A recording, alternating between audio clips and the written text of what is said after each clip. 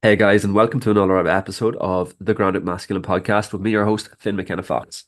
So today I'm excited to be able to bring on a friend of mine to the show, Cormac Noonan, who I've been connecting with over the last couple of years. So when we first decided we were coming back to Ireland from being in Australia for the last 12 years, Cormac was one of the first facilitators in Ireland that I saw doing some amazing work. So I was really excited to be able to listen to his journey, follow his podcast, follow the work he was doing. And over the last year being back, it's been cool to spend some time with him and connect with him a lot more. And even in more recent times, been doing a little bit of work with his company, Wolf Academy, and I've actually started doing his facilitator training from Wolf Academy as well over the last couple of weeks.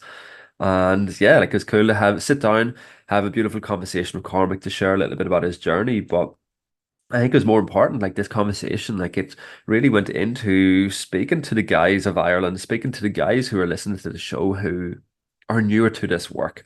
It's the people who are maybe wanting to dip the toe in the water a little bit more and actually start seeing a little bit more and understand a bit more of what this sort of men's work is all about. Because the truth of the matter is, it's like no matter where you are in your journey, is like once you start actually delving deeper, once you start trusting yourself and actually creating a network around you to support yourself to break through some of your stories, some of your patterns, some of the old beliefs that maybe not serving you anymore. It's amazing that the changes that can happen and the transformation that will have in your life and the ripple effect that will have on the people around you. So this conversation we talked a lot about like that dance between like the spiritual side of the world and living in the modern world. It's going out having pints, having friendships, doing all that sort of stuff.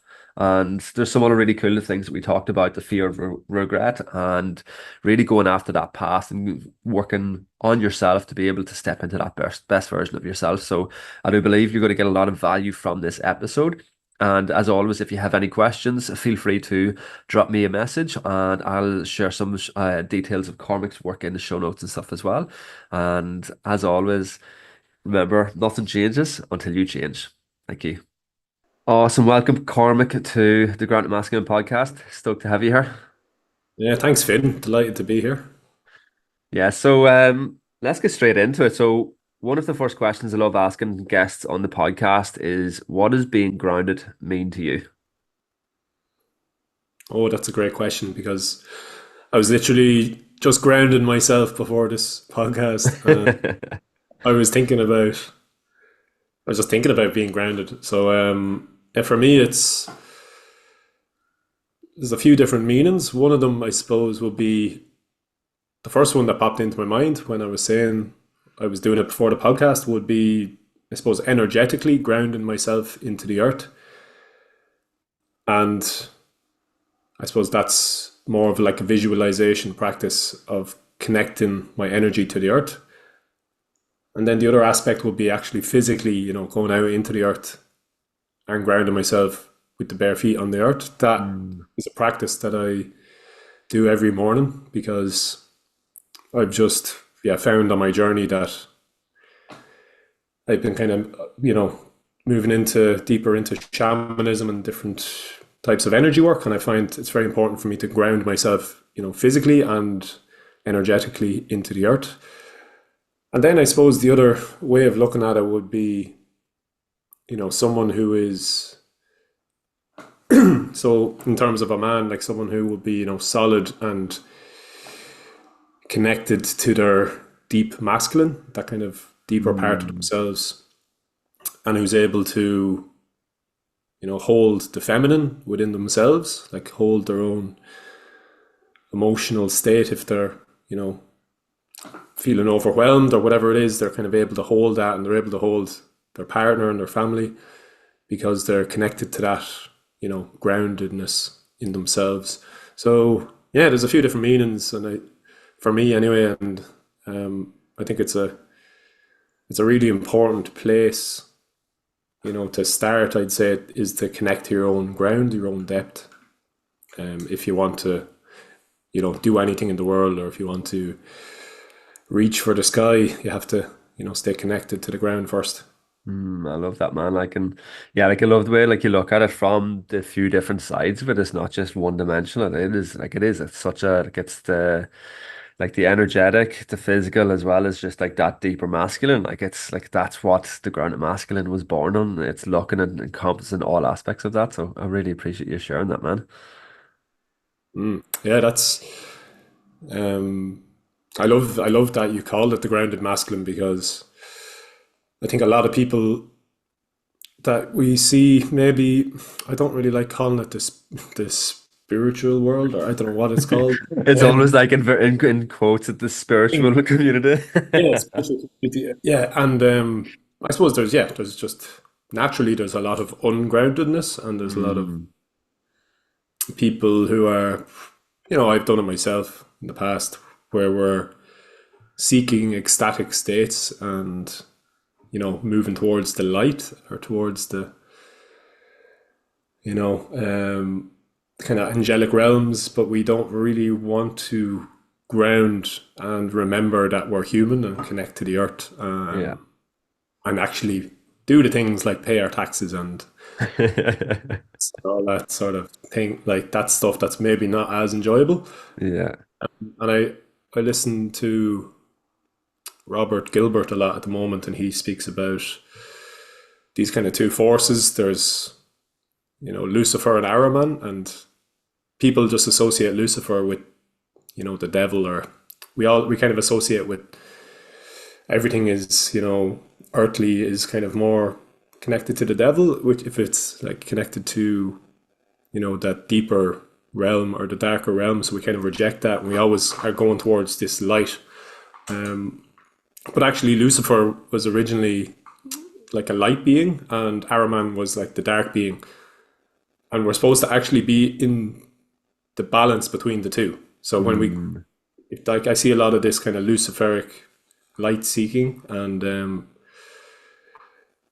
it's kind of a rejection of the Ahrimanic, or the more grounded aspect of ourselves, the more human aspect. Now, yeah. obviously, that's more a spiritual community. In regular community, it's probably too Ahrimanic, and we're too obsessed with the material things, Yeah. and seeking. It's all about like your looks and your physical body, and it's not enough about the spiritual. So it's just we seem to go to these extremes, and for me, I'm trying to stay grounded and also stay connected to that higher consciousness, so I can be a force for good in the world, I suppose. Yeah, I love that, man. Like that's one of the things from listening to the work that you do and listening, it's such a like that's where I can like relate so much to your journey. Like I see a lot of me and you with that as well. Like as like we're like how we were like when we were younger, going through the teenage years, like trying to figure out who we were within it. And then when we started on the spiritual journey, I know myself as like I went very much into that more light and love and spirituality side of things, and it was looking for things outside of myself because that's what I thought that I needed.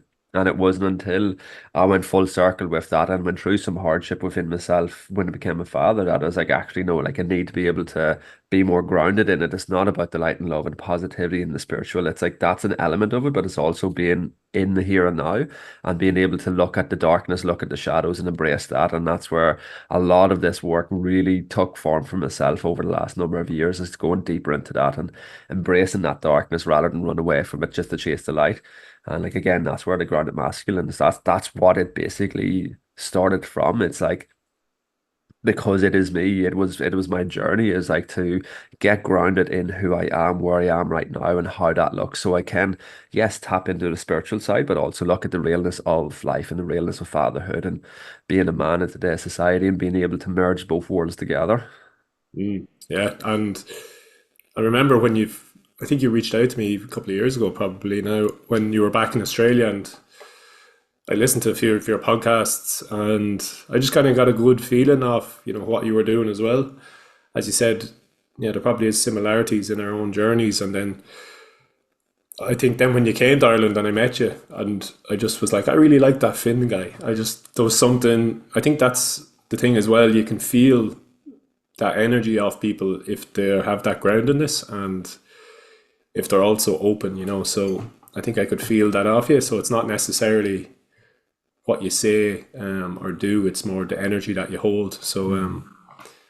you can see if someone's done the work when you're in their presence, and there's no way of like faking that Yeah, the Instagram grid doesn't it can show a different life compared to what Yeah. the real life being is as well.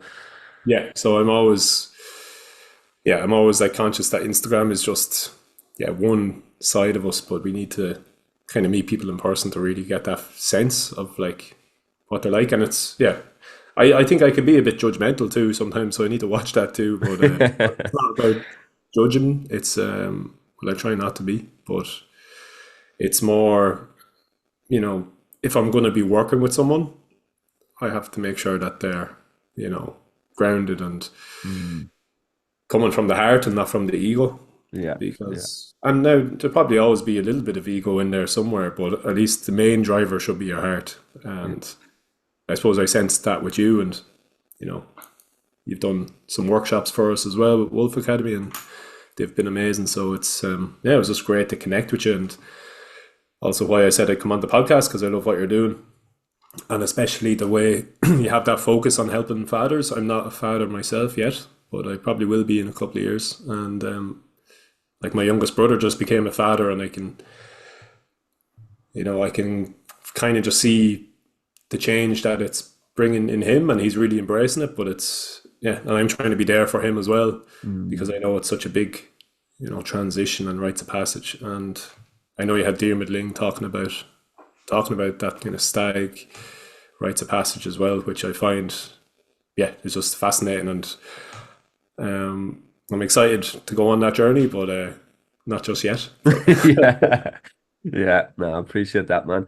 And yeah, like, and that was one of the things, like reaching out to yourself whenever we first found out and we first realized that we were going to be coming back to Ireland. It was really exciting to be able to start connecting in with the likes of yourself and Daryl and people like Jeremy and Michael and stuff like that. Is like, because like we've been out of the loop for so long, being away for 12 years and coming back knowing that there was men like yourself doing this work. And it was really exciting. And then being able to, like, within the first month or so being home, that was when we got together at the Healing Forest for that connection of a group of men from all over Ireland. Like, it was really beautiful and nourishing way to connect with the land and connect with other men doing it. And yeah, it's been really cool to be able to see everything grow from there and move from there. So it's been good. But yeah. one of the things I'd love to speak into, it's like the thing that really attracted me to the stuff that you were doing, like, was seeing what you have created with Waltz Brothers. So like, I'd love to hear a little bit about your story, about where that came from and like what made you and what encouraged you to step into this work for yourself. Yeah, so it's funny. I used to share my story a lot in schools.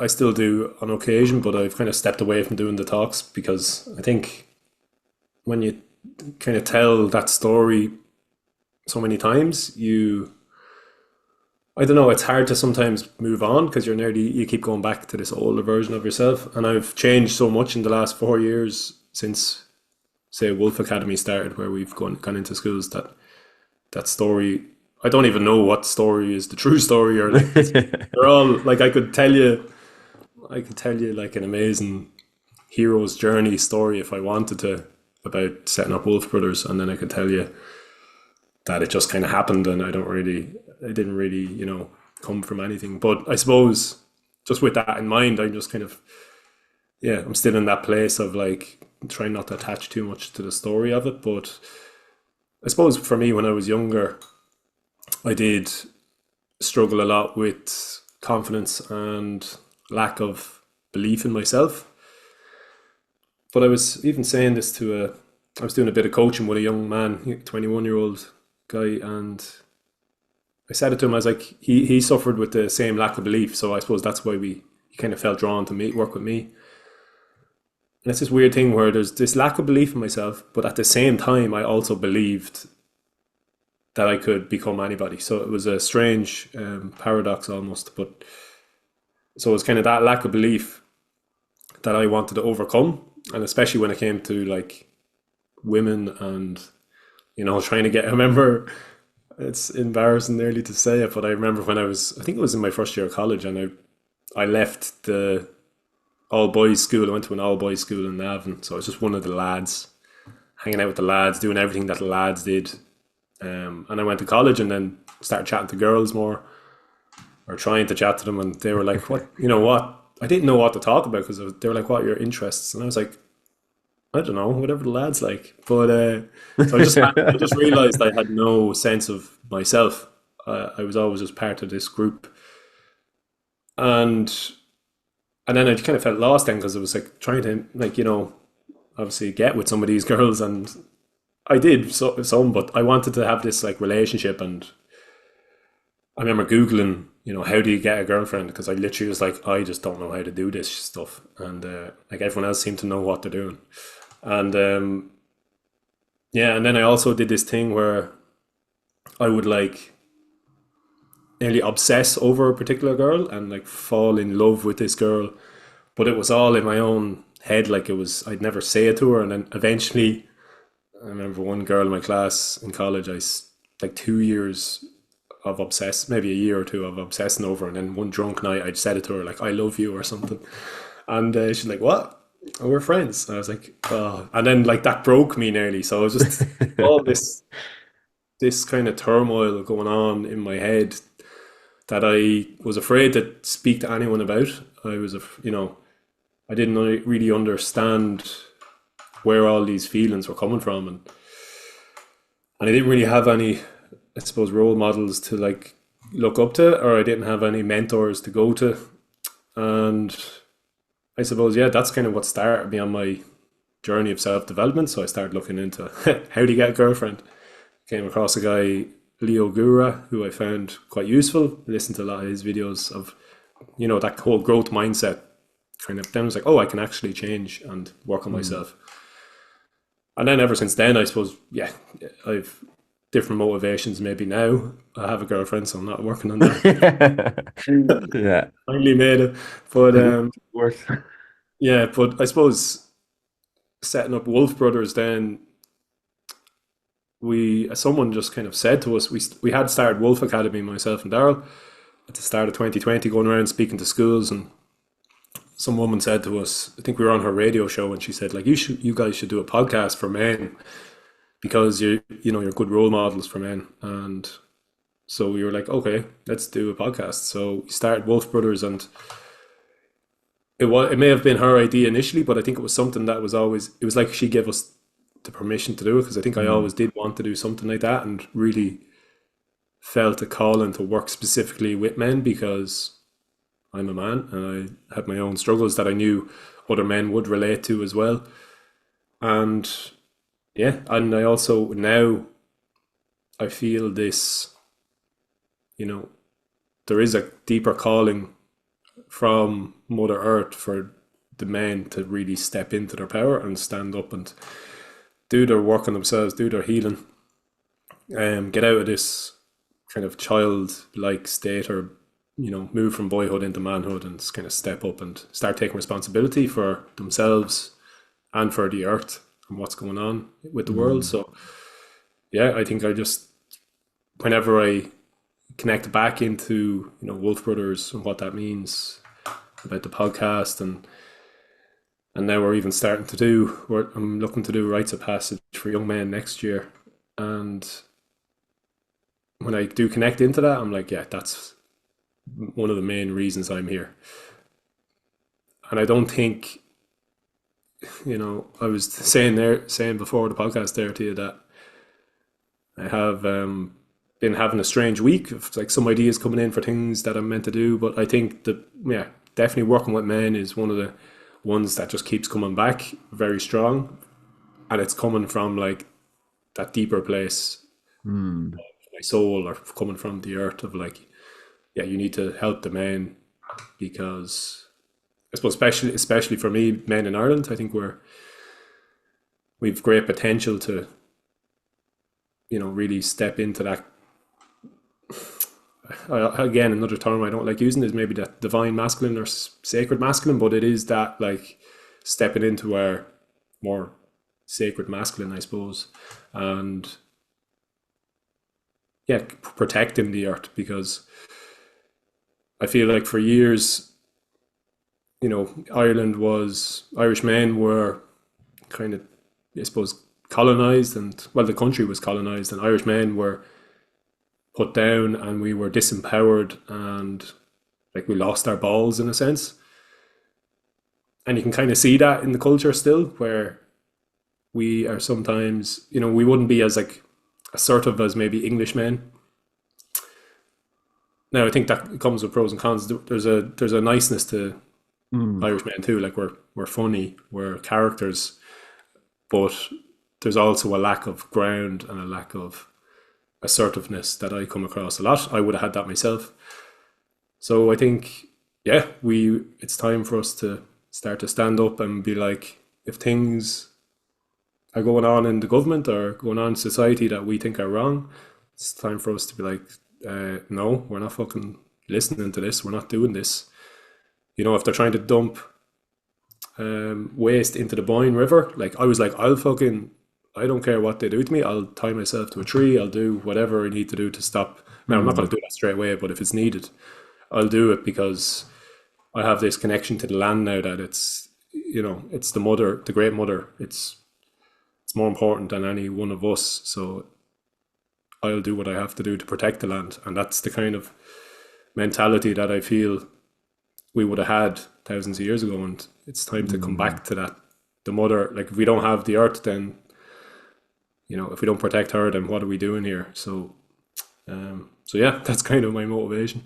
Yeah, I love that, man. Like, and I love like how it is like so much of what you do and so much of what you were speaking about is like it's coming back to that connection with the land and connection with our power when we are connected with the land. And it is this one of them things that we see is like there's such a disconnect in society at the moment. So I'd love to hear you like what some of the things that you have observed, because like I know coming back from being away for 12 years, there's certain things that I've seen, but like I'd love to hear like what some of the things that you observe in the men in Ireland and like Mm. speaking into a bit more of that disconnect. Yeah, great question. I still, to some extent, live in the two worlds. So with Wolf Academy, I feel that's more like I'm going into schools, I'm talking to principals and teachers and, you know, um, organizations to do with education. And it can be a bit of a struggle to move between the two worlds, and I still also, I go into town and I go to the coffee shop and I don't drink much anymore, but sometimes I might go out with the lads for a couple of pints. But I think it's interesting to do that to see because I'm nearly so in that more, I suppose, spiritual world or whatever you want to call it a lot of the time, and then I go into the world of where men are just kind of drinking and not really connecting to themselves. So I think that the main thing I see is just an avoidance of themselves, like a very much a disconnect from their true connection to their spirit or their soul, and it's distraction is the way we stay disconnected. So we'd go for pints. Like there's nothing wrong with a couple of pints, but like if I go now, it's very conscious decision. Might have three or four, and it's rare enough. But it's drink until you're blackout drunk, and that this complete disassociation or complete seeking some sort of feeling of connection, but in a really unhealthy way. Mm. It's also what I see a lot is kind of an avoidance of intimacy. So maybe back in college, I would have been like that too, where you'd be trying to get with girls, and if you did get with them, you would like kind of you'd tell them to leave the next day, or you wouldn't want that intimacy. You don't want anyone to see the deeper parts of you because you're maybe afraid to look at that yourself. There's a Yeah, I think one of the things that annoys me as well is that the lack of accountability. I see that a lot in Irish men, just like, oh yeah, I'll be there, at this time, and then they don't text you or they don't, that sort of thing. So we're like Yeah. kind of people pleasers, a lot Mm. of Irish men, and yeah, I think a lot of it, the main problem is just that disconnection from their deeper selves. And we've talked about this before about there is somewhat like an avoidance for a lot of men to kind of move into men's work, and we're like, why is that? And maybe there is just we need to do it differently.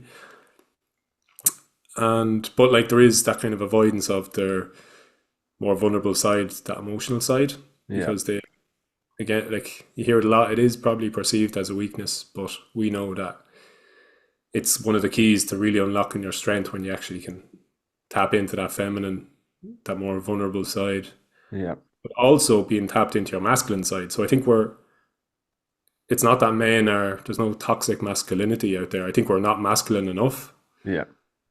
I think we're not, assertive enough, not in our power enough, but we're also not feminine enough. I think we're just kind of, like men tend to be weak on both aspects of that.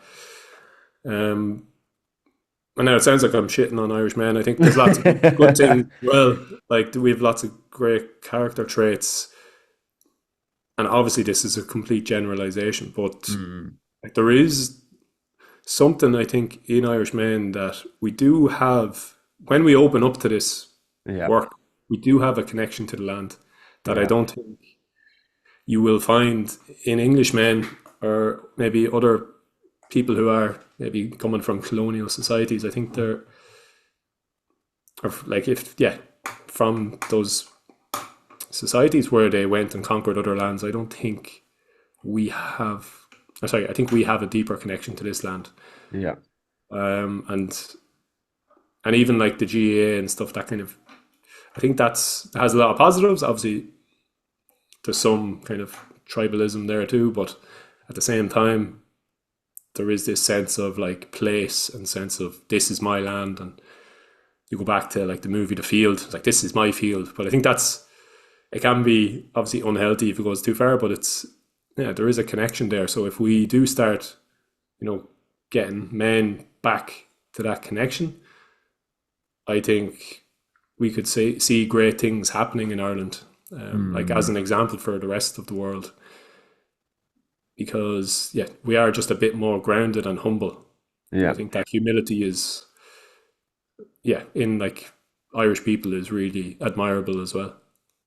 And that's it, man. Like, and like, I really appreciate you sharing so much of that insight. Like, and it's one of them things is sometimes like when we're kind of speaking into that generalization, we can feel as like, oh shit, I'm like feel a bit bad for shitting all over Irish men. But I guess not that is doing it from a place of love because at the end of the day, like I see so much potential in the men of this land. Like, if they knew what was with inside them, if they were able to tap into that, like it's such a strong, powerful group of men here. And I guess you see the guys who have started to do this work, you see the guys who are starting to make this change. And like as you said, it's like straight away, it's like how just rooted in the land they become when they start stepping back to themselves and stepping into more of that healthy masculine and healthy feminine. Like it's so powerful. And like I think it's one of the things it's when you're looking at guys and I know for myself, it's like you see so many men who want this work, they want change, they need change, but there's so much fear in them to take that step forward.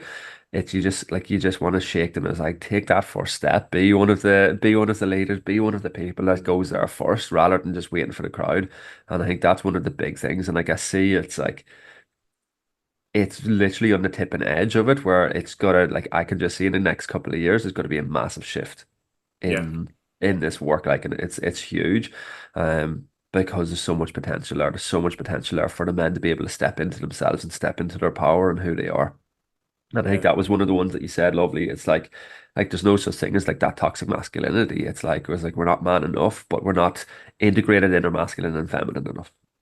yeah, exactly. Yeah, and I really feel that as well. There is, I believe, in the next couple of years, going to be a big shift, and I think more men will just start stepping into this kind of work, and yeah, you'll see.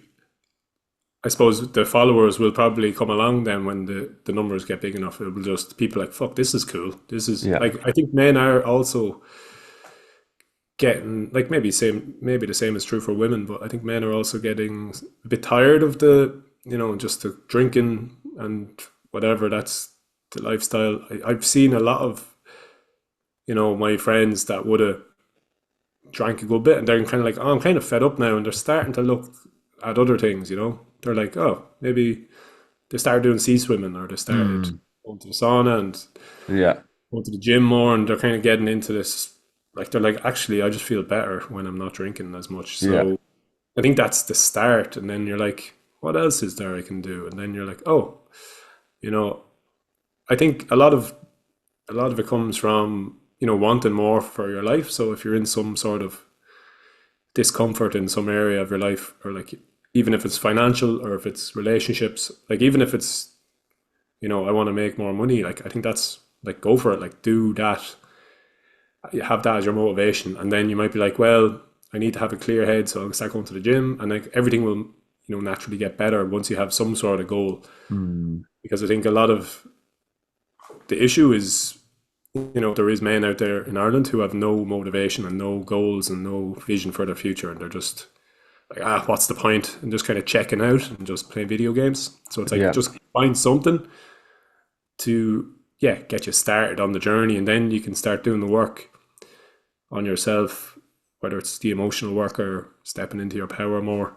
yeah. And I remember listening to I can't remember who I was listening to. I think it could have been Robert Gilbert again, but he was saying that, doing the healing work is only the first step. It's not actually the work, it's just the stuff you need to do to get you ready to do your work. So like, that actually makes sense. You have to clean up before you can show up. So Yeah, um, the sooner we start to kind of clean up some of our stuff, we can start, making doing some of the work to kind of making the world a little bit better, I suppose. yeah. And I think it's one of the things, again, touching on that as well. It's like for guys who are wanting to start taking that first step, one of the blocks that I see so often is that just the course of good enough is like, like work's okay, like it's not great. Family life is okay, it's not great. It's like my health is okay, but it's not great. And it's like, sure, it'll be grand.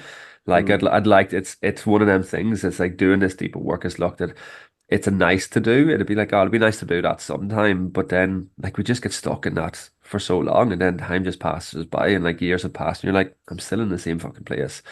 And it's like, and it's not until we get to, like, so sadly, like, it's not until we get to that point of desperation. I was like, fuck, actually, something needs to change because, like, maybe like the relationship breaks down, or you lose your job, or there's a health crisis or something. Then it's like, oh, right, I probably should actually start tidying things up. Whereas, like, rather than waiting to get to that desperation, being able to take that step forward and break out of that mediocrity, like, I think is a big step. yeah, definitely. I remember when I used to work in IT up in Dublin, and that's what I saw a lot. And I was probably I was there for 2.5 years in that job, but I literally knew after a couple of weeks, if not the first week, I was like, I am not meant to be doing this. It's just I was working in the revenue commissioners, like that's who I was contracted into, and the civil servants, kind of like lots of civil servants who were just kind of there for waiting for their pension to come in Yeah. 20 years. And I remember my first week in the job, I think I wrote a poem just because I was like, I had to, my soul was like needs some sort of soul expression. But that's what I saw. I saw a lot of people who were like, like you asked them, did they like the job? They're like, not really, but pay is good. And, it's handy because you're in Dublin City and the perks are good. Like we get nights out every month, or we get free drinks on a once a month on a Friday. I was like, yeah, but it's still fucking miserable. And Yeah. but like it was like it was manageable, and everyone else is doing it. So like, what else Yeah. is there? And I think it comes from this, expectation that maybe we're not supposed to have much more than this. Like maybe I shouldn't be asking for more. Like why would I ask for more from my life? Mm, Maybe this is all I deserve is just a mediocre life like everybody else because everyone else is doing it. yeah. But I was like, now I stayed 2.5 years, but there was I was working on actively getting out of there. But in the end, I just had to jump because I didn't have anywhere to jump onto. But I just was like, I'm just gonna jump off this boat and hopefully swim to shore somewhere. But yeah, I think a lot of it comes from maybe not feeling that we're worthy of having an amazing life. Yeah. Um, and then we don't even bother trying because if we try and we fail, then everyone's like gonna laugh at us, even though probably no one gives a shit. But for me, the bigger fear was not failure. It was literally waking up. Yeah, one of the things I'm thankful that I have is the ability to look far into the future. And I was like, if I wake up when I'm 80, looking back on my life and be like, fuck, you never went for it. Like, you never Mm, did the things you thought you could do. You never tried to reach your potential. You never tried to create that business, or you never tried to make the impact that you could have made. And, that was my fear, the fear of regret. And I think it's important that I remind myself of that a lot, because there is times when, there is times on the journey when you're like, fuck, maybe I should have just, like, you're seeing your friends fucking buying houses and doing all this stuff and like making all this money. And like, fuck, I'm still just a struggling entrepreneur trying to make an impact. But then you remind yourself of, like, are they alive in their soul? And I yeah, think a lot of them, like, I've met people that I used to work with, and you can just see that, like, I still have this bubbly kind of energy in me of like yeah. life force energy, and that kind of childlike way of seeing the world as an opportunity. And you just see some of them have just kind of lost that, and there's just a bit of a dimness in their soul. And I just don't think anything is really worth losing that spark. Mm, yeah. Yeah. Like, and that's something like I can really resonate as well. Like coming back here after being away for 12 years, like it was one of the things I knew it was going to be interesting for myself to kind of figure out and sit with. And I guess seeing so many friends, so many ones who went to school have played football with that are in that position that like they've been here the whole time. Like they've got the big house, they've got the two cars, they've got the 2.5 kids, like they've got all like what we should have as a 30 something year old. And I guess like, and we come home and it's like we don't have a house, we don't have this, and like I've been doing the entrepreneurial thing, is following my passion, doing that, like, and it's been up and down, it's been bloody challenging, and it's kind of you get caught in that kind of like, oh, should you, like, if I would have just got a regular job, is like things would have been so different, but it's just like it's easy to get caught in that trap of comparison. But then, like, it just, as you said, to remind myself, I was like, I see who I am and I see how I live and I see my family and that energy and spark that I was like, I wouldn't change that for the world. And I know the impact that I'm having on the people that I get to support is massive. Whereas, yeah, like you see so many of them, they're just going through the mill and like they're already like just wishing their life away. It's like, oh, this is what you do. This is safe. This is just knowing and just staying in that. Like it's like, don't get me wrong, like that, some people, like that's perfect life for people, but it's like, if you're doing that, making sure that you're actually happy and fulfilled in it rather than just doing it because that's what you have to do is a big difference. Yeah, definitely. And I also, what I've realized is like entrepreneurship is not for everybody. I would not recommend entrepreneurship to everybody. It's No. only a certain maybe type of person. I don't even know if I'm meant to be doing it. Sometimes I'm like, maybe I'd be better in just a normal job. But it's, yeah, as you said, if find a job that you love doing, and it could be a 9 to 5 and you love it, then it's like, don't change that. Do whatever it is you love doing. And also something that maybe brings you some meaning if that's important to you. But like for me, it has to be meaningful. Like, have Mm, to feel like, I want to create some sort of impact. If I'm here, I might as well. It doesn't necessarily have to be through your main work. Like, it can yeah, be a side thing. You can work, some people work maybe part time in a job that they don't mind, and then that gives them stability to really focus on their passion. And that could be art, or that could be creating yeah, a podcast, or whatever it is. So I'm not saying you need to, like, yeah, jump completely off the ship. You can maybe have two ships side by side or whatever it is, and find whatever works for you. But yeah, to not pursue your dreams, like, it sounds kind of like maybe not like childlike advice, like pursue your dreams. But I'm like, I think you actually need to do that, like pursue what's calling you, like, and pursue your dreams. Like, we were actually speaking about dreams recently, a few of us, and it's like sometimes in your dreams you'll literally get messages as to what you're meant to do. Like, yeah, last mm, night it was coming to me in my dreams. So like, literally follow your dreams is connect into your dreams too, because they're maybe giving you messages. yeah, You need to go, or where your life's not in balance. yeah, yeah.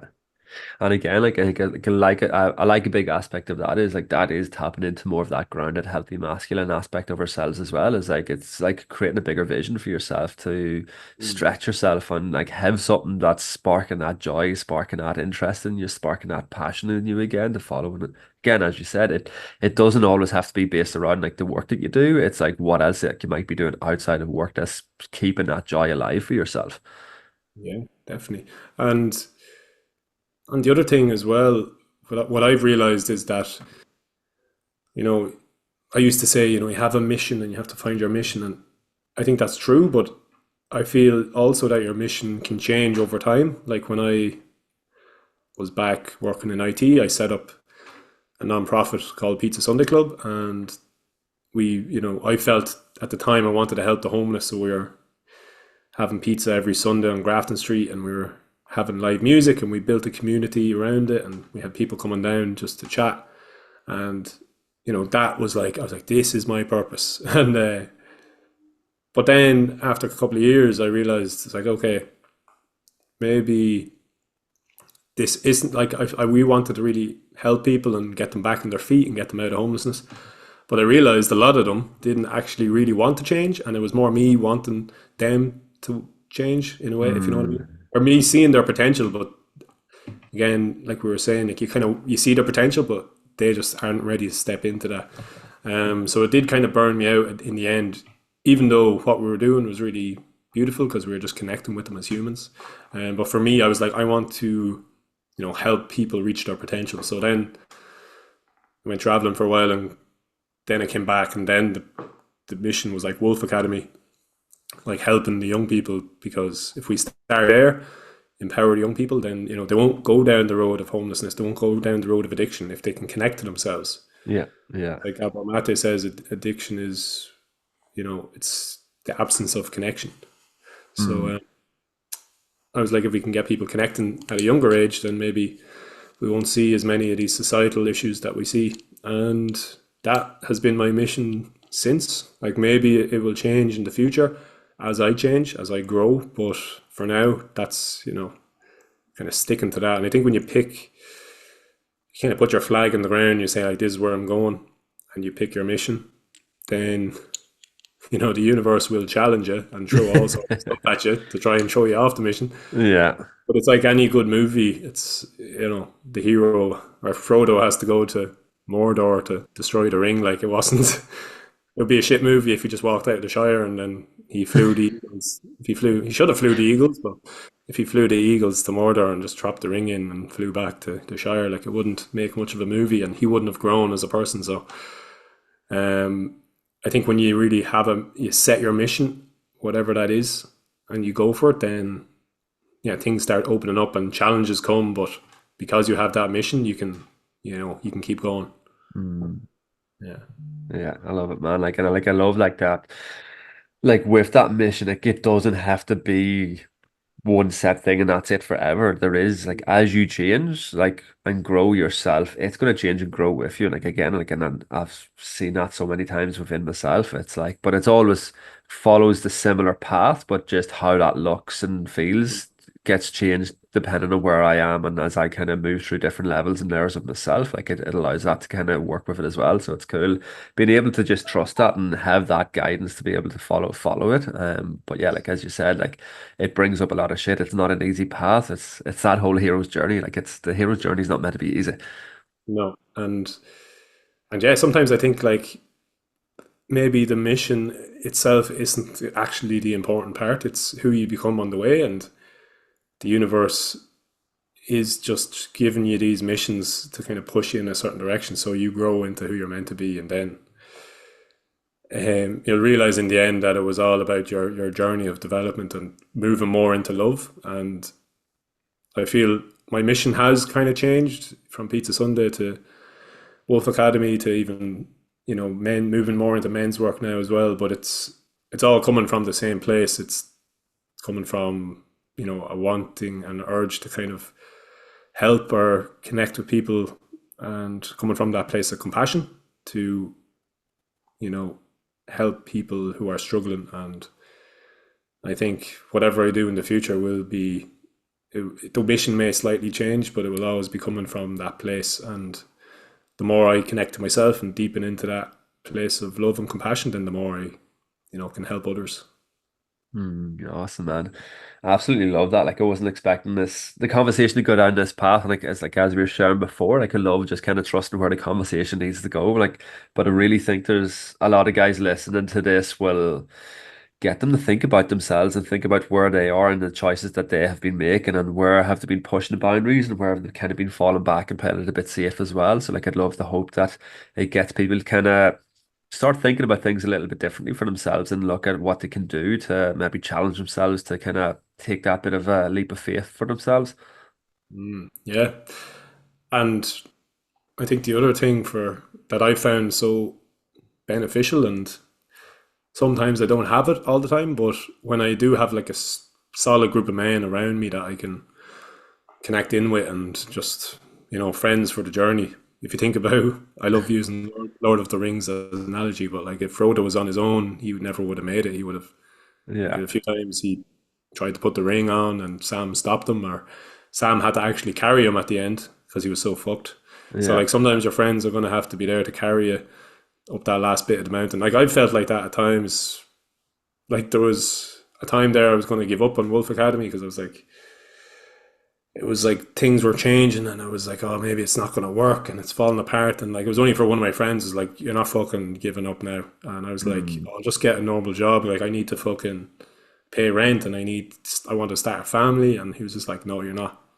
And he wouldn't let me. And then things kind of turned around, turned the corner. But so it's like, you need, even if it's like, I don't have a huge group of close friends, but even if it's two or three, that you can kind of support each other on the journey because like you're yeah, going to have ups and downs and your friends are going to have ups and downs, so at least hopefully you can be there for them when they're going through the shit, like. And yeah, it's so beautiful when you have a couple of people that you can just say to them like, oh fuck, shit's just, I'm all over the place at the minute, and just kind of chat to them. You may not even want advice, but just the fact that they listen to you yeah.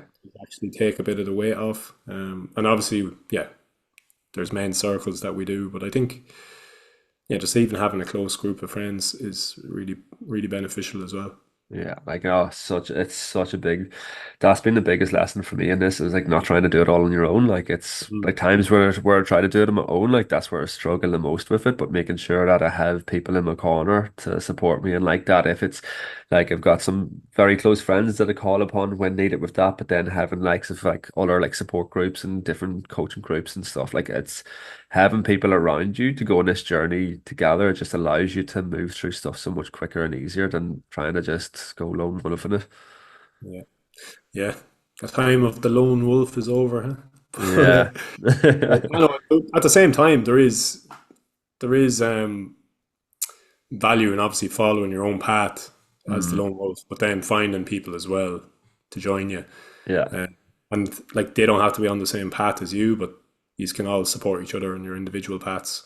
Because that's another thing I do see is like a tendency for people to just join the kind of herd and just go with, like what everyone else is doing, even in spiritual circles. That's kind of like, oh, let's all do this or let's all do this. It's like, well, Mm, follow your own path. You don't have to do it the way everyone else is doing it. yeah. Maybe you don't want to be on Instagram and you don't have to be. Maybe you can just do word of mouth, or there's no. We all kind of assume this is the way things are now. We have to do it this way. It's like follow your own path. That was one of the best pieces of advice that I got off one of my teachers, Martin Duffy. He just said, when you have a chance to go with the crowd or go on your own, he's like, go on your own. And that's, I suppose, me moving to Sligo, at the start of this year was kind of part of that. I was like, I just need to do my own thing for a while. And I was getting a bit too caught up in the crowd.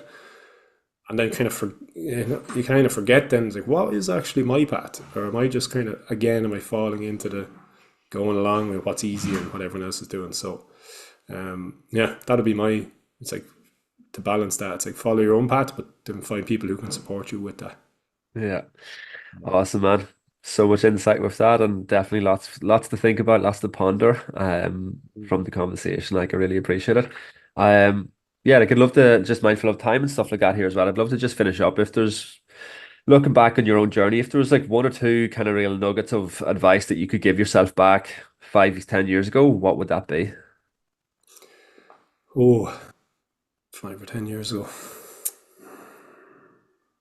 I would probably tell myself just to trust yourself, and yeah, just believe a bit more, because there was just I did struggle with a lot of doubt still, even like 5 or 10 years ago. I was still doubting my what I was doing, and it's just like just trust a bit more. Um, would have saved me a little bit of heartache and just torment in my mind, but at the same time, um, there's another quote that I heard recently and I loved, that was your best is yet to come. So I would just keep reminding myself of that. My best is ahead of me. Yeah, Yeah.